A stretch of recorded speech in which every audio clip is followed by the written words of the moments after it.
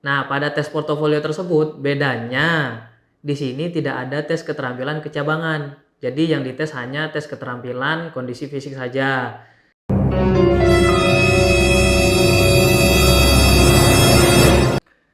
Halo teman-teman, nama saya Muhammad Abdul Haris. Saya berasal dari Lombok Timur, Nusa Tenggara Barat. Sekarang saya berada di Prodi Pendidikan Kepelatihan Olahraga FIK UNY. Di video kali ini kita akan sharing-sharing mengenai apa yang akan kalian lakukan setelah keterima SBMPTN di UNY. Oke, jadi saya mau sedikit bercerita mengenai sedikit pengalaman saya waktu mendaftar SBMPTN di UNY. Pertama itu saya tidak kepikiran untuk mendaftar di UNY karena saya memberikan beberapa opsi kepada orang tua saya dan dipilihkan oleh orang tua saya untuk memilih dua universitas dengan program studi yang sama yang tempat saya daftar seperti itu. Salah satunya adalah di UNY. Sebelum saya mendaftar, dulu saya mencari tahu tentang jurusan olahraga yang ada di UNY. Ternyata di FIK itu ada 4 jurusan dan saya tertarik di jurusan PKO ini. Nah, setelah itu saya mencari tahu lagi regulasi untuk mendaftar. Karena SNMPTN saya tidak masuk kuota, maka saya memaksimalkan di jalur SBMPTN. Nah, waktu itu saya tes 2 kali, satu di domisili dan yang kedua di luar pulau. Tes pertama, saya memilih Universitas Mataram sebagai lokasi tes ujian UTBK saya. Yang kedua itu ada di Pulau Sumbawa, yaitu di SMKN 2 Sumbawa kalau saya tidak lupa. Nah, jadi teman-teman yang ada di NTB bisa banget untuk mendaftar di FIK UNY. Jadi karena saya ingin mendaftar di jurusan olahraga, maka dari itu saya mengikuti ketentuan yang berlaku. Salah satunya adalah menyiapkan portofolio. Jadi portofolionya mencakup isian data diri, data kesehatan, data kebugaran jasmani, data keterampilan olahraga atau data keterampilan kecabangan olahraga, dan juga data prestasi. Penjelasan lebih lanjut mengenai data diri yaitu nama, NISN, asal sekolah, asal daerah seperti itu. Terus data kesehatan mencakup hasil tes buta warna dengan menunjukkan kita tidak buta warna, dan juga tes check up kesehatan bisa dilakukan di rumah sakit terdekat. Kemudian kebugaran jasmani, di sana ada beberapa tes kondisi fisik. Kemudian tes keterampilan kecabangan olahraga, itu kalian bebas menampilkan apapun yang kalian kuasai. Bisa juga salah satu video menarik waktu kalian pertandingan. Kemudian untuk data prestasi ini nih sebagai nilai plus kalian untuk menunjukkan skill-skill kalian yang sebelumnya. Karena kita mendaftar olahraga, maka dianjurkan untuk prestasi ini jangan sampai kosong. Jadi setelah saya mendapatkan informasi ketentuan mengenai portofolio, saya berlatih dulu nih. Seminggu saya berlatih dengan mempersiapkan hal-hal yang dipersiapkan di portofolio tersebut. Kemudian saya meminta salah satu guru saya di SMA yang mempunyai nomor seri guru, karena ketentuannya harus mempunyai nomor seri guru ya.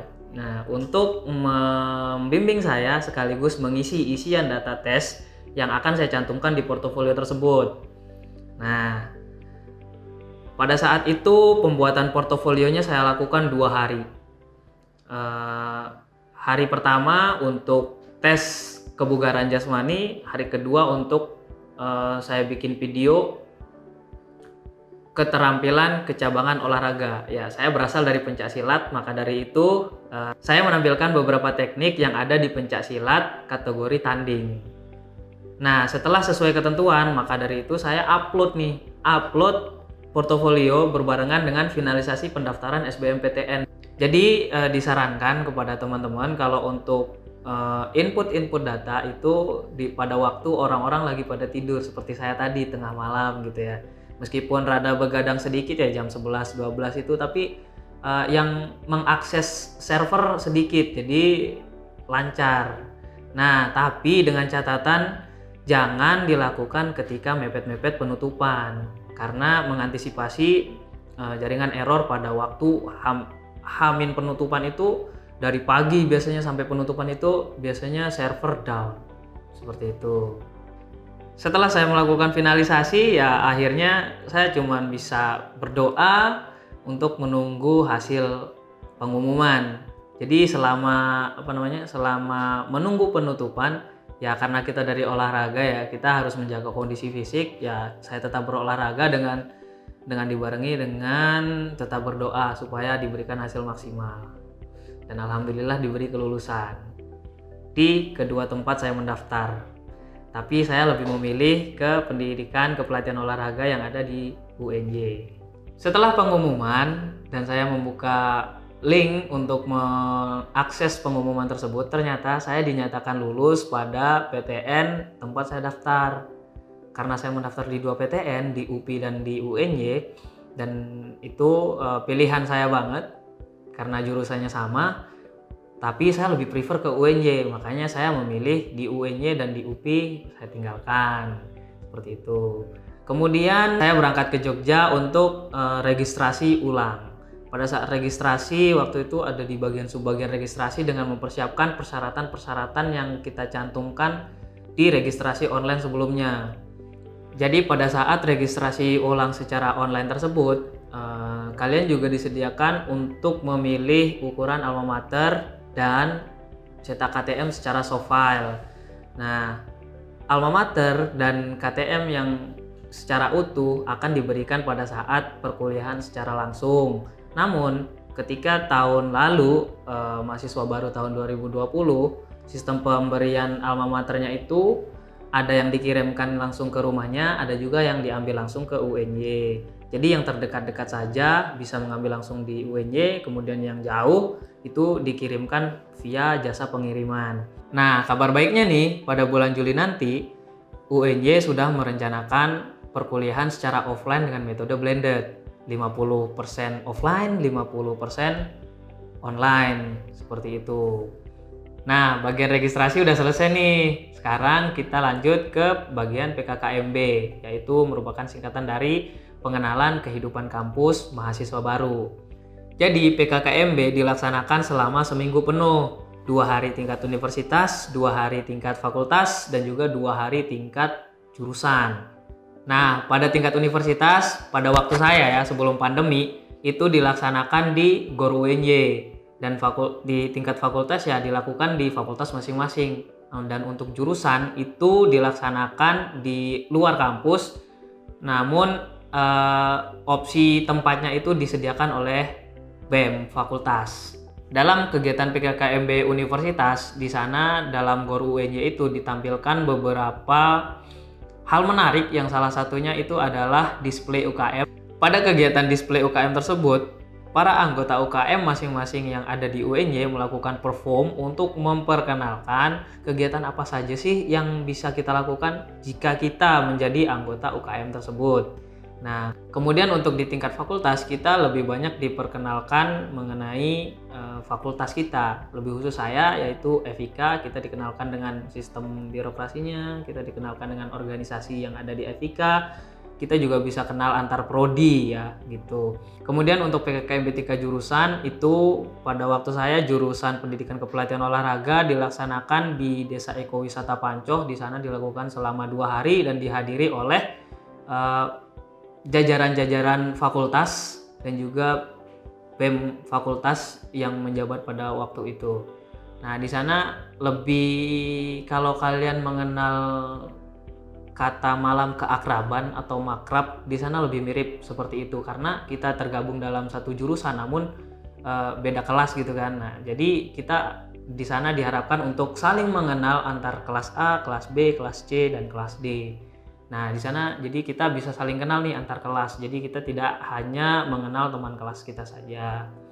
Itu kalau untuk PKKMB jurusan. PKKMB selesai, selanjutnya ada kegiatan tutorial PAI, ada pelatihan ICT, itu pelatihan TIK-nya UNY, dan juga ada pelatihan dan tes ProTefel. Tes ProTefel ini ya semirip dengan tes TOEFL lah ya bahasa Inggris. Untuk ICT ini kita lebih mengenal bagian ilmu pengetahuan dan teknologinya atau IPTEK-nya. Dan untuk tutorial PAI sendiri itu khusus bagi mahasiswa muslim yang ada di UNY. Itu senternya dilakukan di Masjid Mujahidin yang ada di depan Hotel UNY. Kemudian untuk agama yang lain itu juga ada pelatihannya tersendiri-sendiri menurut keyakinan dan kepercayaan masing-masing. Nah, selain itu bersamaan dengan itu juga di fakultas ada pembinaan soft skill. Di sana ada beberapa pilihan soft skill, ada kewirausahaan, ada kepemimpinan dan juga lain sebagainya. Nah, dulu saya memilih yang kepemimpinan karena sejalur dengan jurusan saya nih, kepelatihan. Kepelatihan dan kepemimpinan itu mirip-mirip lah ya. Jadi saya memilih untuk soft skillnya bagian pengembangan kepemimpinan. Nah, itulah serangkaian kegiatan yang wajib kalian lakukan pada saat menjadi mahasiswa baru. Jika kalian tidak bisa mengikuti serangkaian acara tersebut, maka kalian wajib untuk melakukan kegiatan-kegiatan tersebut di tahun selanjutnya atau di tahun depan bersama dengan mahasiswa baru pada tahun tersebut. Nah, karena di jurusan saya itu notabene banyak yang atlet, dan termasuk juga teman kelas saya itu banyak yang tidak mengikuti acara tersebut karena posisinya sedang ada pertandingan. Kebanyakan alasannya seperti itu. Maka dari itu di tahun setelahnya dia juga ikut serangkaian acara-acara tersebut. Nah, karena 2019 itu offline dan 2020 itu online, maka mereka ikut yang online bersama dengan mahasiswa baru yang di angkatan 2020. Selanjutnya, ketika perkuliahan sudah dimulai, nah kami nih mahasiswa yang lulus dari jalur SBMPTN itu dipanggil untuk melakukan tes ulang sesuai dengan isian portofolio. Tenang aja bagi kalian yang lulus di SNMPTN dan SM, itu kalian tidak tes. Yang tes itu hanya kita yang jalur SBMPTN. Pada saat pelaksanaan tes, itu isian tesnya atau jenis tesnya itu sama dengan tes portofolio. Itu untuk membuktikan bahwa isian portofolio dengan tes realnya itu tidak ada kerancuan. Jadi tujuan dari kegiatan tes ulang tersebut adalah untuk mencocokkan bahwa isian portofolio yang kalian input pada saat mendaftar SBMPTN itu sama dengan hasil tes real yang ada di lapangan, seperti itu. Nah, ketika didapatkan ketidaksesuaian data dari kalian, maka kalian berpotensi untuk di drop out atau didiskualifikasi sebagai mahasiswa karena dari awal kalian sudah melakukan kecurangan. Nah, sarannya makanya lakukan semaksimal mungkin, lakukan sejujur-jujurnya. Input apa yang ada pada diri kalian, jangan melebih-lebihkan. Nah, pada tes portofolio tersebut bedanya di sini tidak ada tes keterampilan kecabangan. Jadi yang dites hanya tes keterampilan kondisi fisik saja. Yaitu diantaranya ada push up 1 menit, sit up 1 menit, terus ada pengukuran tinggi badan, berat badan, terus check up kesehatan dan juga kesehatan mata juga, apakah kalian buta warna atau tidak. Setelah itu kalian diarahkan ke lapangan untuk melakukan lempar tangkap bola untuk koordinasi, kemudian Illinois agility run test. Setelah itu ada vertical jump ya. Setelah vertical jump kalian ke stadion untuk lari 2,4 km. Nah, setelah lari 2,4 km tersebut, selesailah rangkaian tes. Kalian akan dihubungi jika melakukan kecurangan atau jika terbukti melakukan kecurangan dengan data yang tidak sesuai dengan portofolio yang sebelumnya kalian input. Namun jika data kalian sudah sesuai, kalian aman aja, kalian tidak akan dihubungi dan lanjut untuk perkuliahan. Oke, jadi seperti itu pengalaman saya ketika mendaftar di UNY jalur SBMPTN hingga keterima di sini. Jadi jika masih ada yang ingin kalian tanyakan, silahkan untuk komen di bawah. Nanti bisa kita diskusikan lebih lanjut. Nah, jangan lupa untuk dukung channel kami, Mahasiswa UNY, dengan like, subscribe, dan share ke teman-teman kalian seluas mungkin. Sampai jumpa pada video selanjutnya. Bye-bye.